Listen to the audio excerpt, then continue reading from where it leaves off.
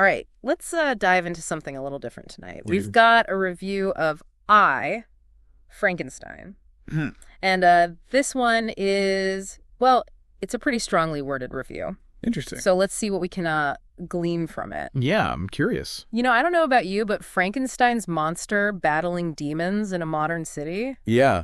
That sounds kind of wild. It's definitely a twist. So what have we got here? Well, right from the start, this review makes it clear. Okay. We're not talking about your classic Frankenstein story here. Mm-hmm. It's like they took Frankenstein's monster, the OG brooding creature, and just threw him into a modern, like, action fantasy world. I see. So it's not like a period piece. Not at all. Okay. The synopsis even sets the scene centuries after the original story. Okay. Adam the monster is still alive. Still kicking. Yeah, still kicking. Wow. And he gets caught in this whole war between gargoyles and demons. Wait, gargoyles and demons? Gargoyles versus demons, yeah. That's a new one. It's a pretty wild concept. I mean, visually, that's got to be something else. Yeah, I bet it's a visual feast. So they've gone full Frankenstein meets Underworld with this? It seems that way, but... Oh, there's a but. There's always a but. All right, lay it on me.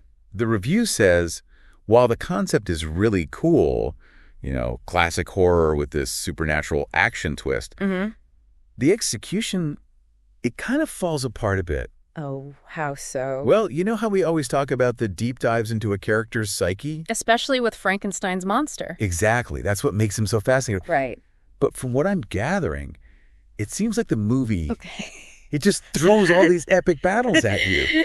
It doesn't really take the time to explore those deeper themes. Interesting. Like they had this chance to really dig into the whole humanity versus monstrosity thing. Yeah, that's like the heart of Frankenstein. Right. Okay, but come on, gargoyles versus demons. Yeah. That's got to have at least a few cool moments, right? Oh, I'm sure it does. I can just imagine, like, crazy Gothic architecture, all these creatures swooping around. The review actually does say the potential is there. Okay. They even mention that the mythology behind these beings, like the gargoyles and the demons, Yeah. it's actually really intriguing. Oh, okay. But then, this is where it gets frustrating, they say it's barely explored in the film. What? Like they had this whole world they could have delved into, this rich history, and they just sort of scratched the surface. Okay, I'm starting to see where this is going. It's a shame. So, what about our main man, Adam? Right, Frankenstein's monster. Oh, Aaron Eckhart's playing him, isn't he? He is, and the review actually has some good things to say about his performance. Okay. They say Eckhart brings this real brooding physicality to the role, which really works for the, like, action hero part of it. Right, he definitely has that intensity. He does, but... another but. But for a character like Frankenstein's monster, they point out that he lacks emotional depth. Yeah, like he doesn't quite capture that inner turmoil, the whole... I mean, he is a reanimated corpse. You'd think there'd be some inner turmoil there. Yeah. The review says it just doesn't come across. Interesting. It seems like a missed opportunity to really explore that classic internal conflict. Yeah, that's what makes Frankenstein's monster so compelling, right? Exactly, that struggle with his own identity. What about the other characters? Well, it sounds like they suffer from similar issues. Oh, no. Bill Nighy plays the demon lord. Oh, wow. Bill Nighy. Yeah. He's usually fantastic. I know, right? But the review says his character ends up being pretty one-dimensional. Even the gargoyle queen and the scientist character, they're underdeveloped, like they're just there to serve the plot. Not really fleshed out. Not really, no. Okay, so we're seeing a pattern here. It seems like it. Great visuals, decent acting, but the story and the characters are falling a little flat. Yeah, it's like they put all their effort into the look of the film and forgot to give us a reason to care. It happens. Where does the review go from there? Well, visually, it's apparently a hit. The reviewer raves about the whole Gothic aesthetic. Okay.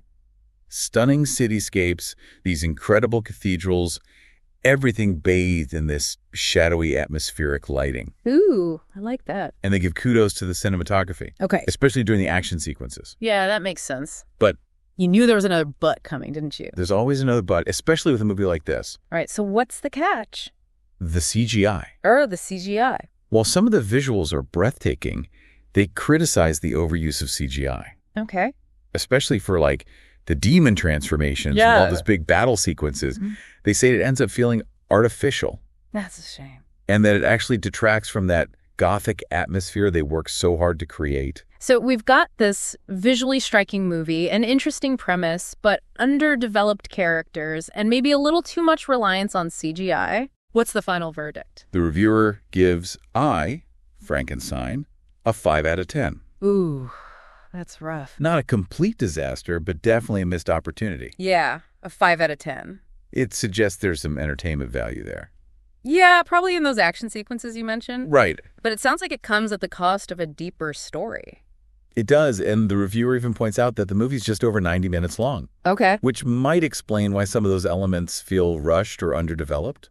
So maybe if you're just looking for some mindless action and cool visuals, Frankenstein might be worth a watch. Yeah. But if you're hoping for something that really explores the Frankenstein mythos with compelling characters, this might not be the one.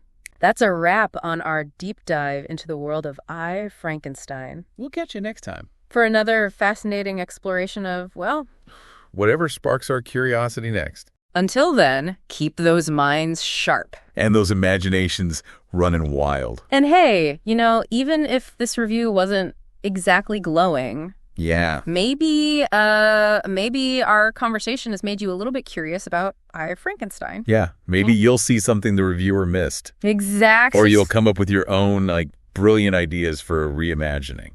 That's what we love about these deep dives, It's not just about summarizing the review. It's about, exploring the ideas behind it. Yeah. And sparking that curiosity. In you, our listener.